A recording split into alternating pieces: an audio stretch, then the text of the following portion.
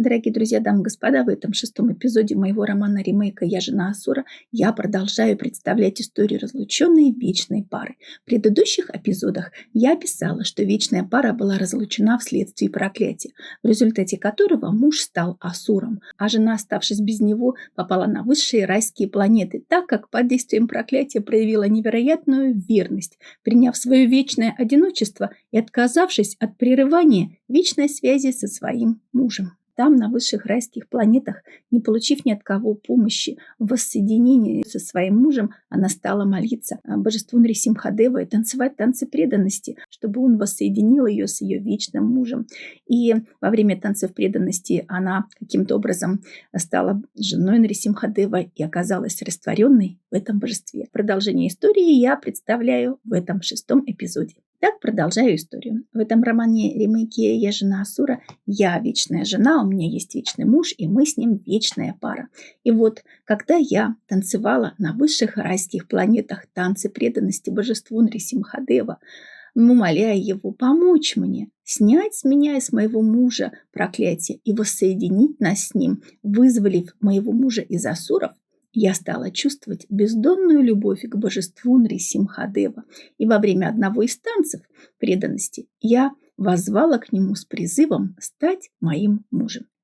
Нрисимхадев принял мой призыв. И каким-то образом я стала женой самого Нрисимхадева Господа в виде его божества на высших райских планетах. После этого, во время одного из танцев преданности, я полетела мысленно к божеству Нрисимхадева, растворилась в нем и осталась в нем навсегда, уже не вернувшись в свое тело. Я осталась растворенной в божестве Нрисимхадева на высших райских планетах. Я была очень долгое, неисчислимое количество времени в таком растворенном божестве Нрисимхадева состоянии. В это время мой вечный муж воплощался асуром в ассурических мирах. С женщинами у него не ладилось, потому что ради женщины Асури он бросил свою настоящую вечную жену, из-за чего она оказалась в очень уязвимом положении. Ее оклеветали, выставив ведьмой, насылающей порчу и проклятие, и открыли на нее охоту. И ей пришлось бежать из дома и прятаться в каких-то глухих,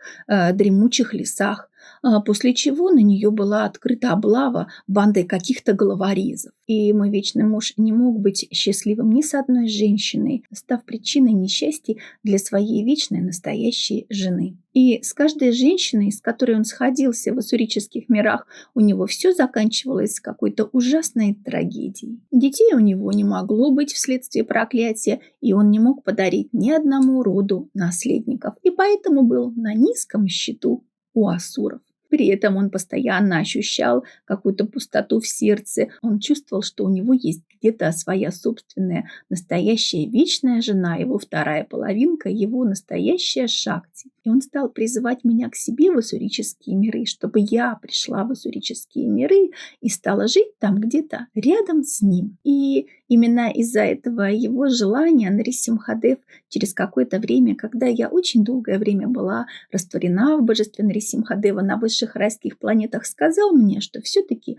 мне пришла пора выйти из этого божества и снова начать воплощаться. И это произошло именно из-за того, что мой вечный муж призвал меня к себе, и этот его призыв не мог быть мною проигнорирован. Получив природу Нрисимхадева, будучи неисчислимо долгое время растворенной в божестве Нрисимхадева на высших райских планетах, а также получив его высшую защиту, став его женой, я стала очень мощным, грозным оружием. Вокруг меня образовалась команда мощных спецов, чьи уникальные способности работали на исполнение моего желания отомстить асурам. И мы с ними стали командой неуловимых мстителей и провели множество блестящих операций по уничтожению больших величин у асуров в ассурических мирах. 40 раз я по призыву моего вечного мужа приходила туда, где жил он, в ассурические миры, и жила там где-то рядом с ним. Во время этих моих 40 воплощений в ассурических мирах я уничтожила 40 наисильнейших асуров, которым никому не было доступа и которых никто не мог уничтожить. О том, как же я уничтожала этих мощных, самых больших асуров в ассурических мирах я расскажу в следующем эпизоде. А на сегодня все. Пишите комментарии, делайте репосты, ставьте лайки, подписывайтесь на мой канал, чтобы не пропустить следующие эпизоды моего романа-ремейка «Я жена Асура». Всего доброго, удачи! С вами была есть и будет Светлана Винодавани и 6-й эпизод моего романа-ремейка «Я жена Асура».